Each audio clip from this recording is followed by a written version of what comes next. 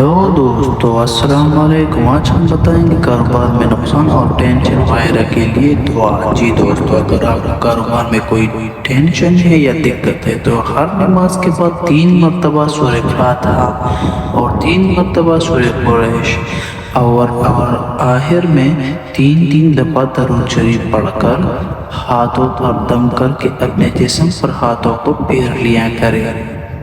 जी दोस्तों, और यही अमल रात को बावजूद सोने से कबल करके पानी पर दम करके पी लिया करें। जी, अल्लाह पाक नुकसान से हिफाजत फरमाएगा और दारीन की सादतों से माला माल करेगा।